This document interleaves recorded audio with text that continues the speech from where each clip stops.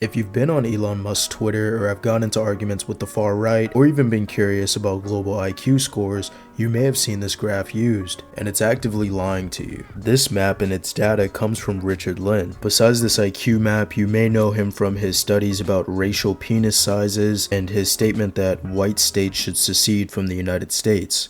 So, yeah, he's kind of a character. Anyways, this map comes from the studies and conclusions from IQ and the Wealth of Nations. In this book, Richard Lynn and Tatu Vanenhanen make the argument that GDP per capita and IQ have a correlation. Subsequently, their conclusion was that people with higher IQs create better societies. On the surface, this isn't a bad or hateful correlation to investigate, especially if it was in good faith, but the methodology and the applications of their data and conclusions were absolutely abysmal. But before I get into their methodology, we need to talk about gross domestic product per capita, aka GDP per capita. Yeah, I know you guys peeped the knowledge. I'm putting the economics degree to use. GDP per capita is a useful benchmark for economies, but it shouldn't be used as a one-size-fits-all economic metric. The problem with applying GDP per capita to poorer countries is that it doesn't account for wealth disparities. So while a country could have a higher GDP than another, income distributions could be unequal. Another issue is that GDP also doesn't account for used goods or off-the-record purchases. But anyways, we'll revisit this concept later in the video.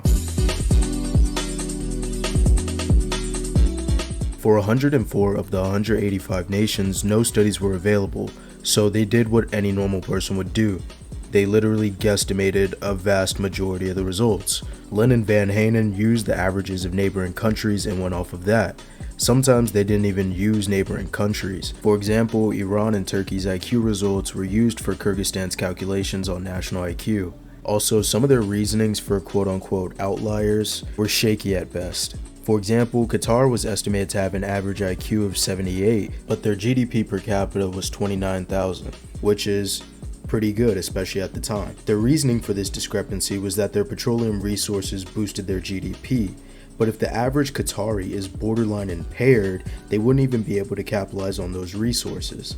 He uses the same reasoning with Barbados and South Africa, saying that since they collaborate with European and American companies, that it's biased data. Lynn throughout his career would also often exclude results that didn't align with his conclusions. For example, when doing a repeat of national IQ tests, Lynn and Gerhard Meisenberg tested Sudanese children. They administered a psychological test where they were required to draw a man.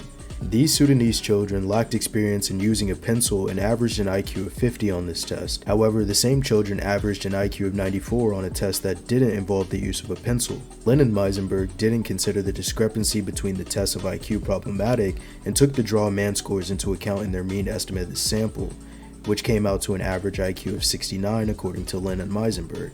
Hey, this guy's a great big phony! They also excluded Nigerian IQ test scores that averaged 96 for the reason of private school children being an elite example.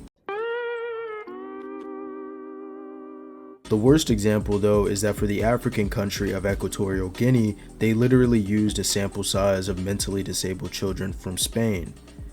So, yeah. You're a big fat phony! With IQ tests in general, there's a lot of factors that go into scores, such as how they're administered, who they're administered by, along with education and nutrition. I only got to watch about 20 minutes of it, but viewers, when I let them know I was making this video, recommended me a video by Sean called The Bell Curve, so check that out when you're done with this one. Going back to the vid, Lynn and Vanenhanen address these factors at the end of the book, but very weirdly, and they still cling on to race. For example, they discuss how education and nutrition actually affects IQ, but then they also throw their hands up and go, well, regardless, IQ is genetic and different races have different brain sizes. Some demographics will never be able to use technology, so some economies are cursed to be horrible. Yeah, and then there's just this paragraph that's on the screen where they just go mask off and just straight up talk about eugenics and how immigrants will dirty the gene pool of Western countries. Which to me is very disingenuous to do these studies and then at the end of the book just kind of be like, well, there's also the big thing of, people starving when we take these IQ tests. Or in some cases, they'd even go to those places. They guesstimated. Also, as a personal anecdote, as a kid, I had to get my IQ tested for a gifted program and they told me that all of these factors may affect my score. If you're curious on what I got, I had to ride a certain bus with the anarcho-capitalists for the rest of my semester. All jokes aside though, I do think IQ can be used as a good indicator of problem solving ability and the capacity to learn, but there's so many variables with it that it shouldn't be used to judge people, especially entire nations and races. IQ tests can measure specific cognitive abilities like logical reasoning and pattern recognition, but they don't capture the full range of human intelligence. In my opinion, it's not a matter of poor people being low IQ due to their race or genetics, but rather that poverty and bad material conditions can limit IQ and function in general. In a utopian scenario where a well-done, unbiased global IQ study was done, we would probably see low IQs come from poorer countries. I won't deny that. However, Lynn and his cohorts went out of their way to obfuscate real data in favor of catering to their biases. Although there are studies out there that may not have politically correct results but still operate in good faith,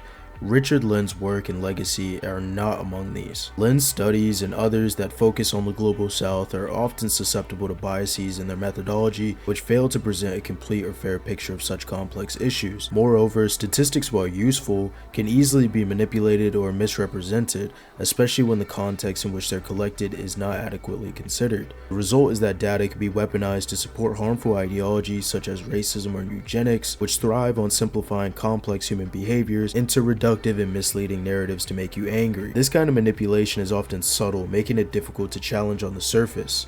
I mean, when you look up global IQ map, Richard Lynn's results come up, or even some studies that use his results. So next time somebody posts or spreads this map, especially in a harmful manner as a gotcha moment, make sure to send them this video and correct them on what they're wrong about. If you've gotten this far, thank you for watching. I had surprisingly a lot of fun researching this one and kind of reading through the book as like a guilty pleasure of hating. So I'll make sure to attach the sources in the description, and next video is probably going to be media analysis again. So yep, somebody just texted me. Alright, thank you for watching, and I'll see you guys in the next vid. Bye.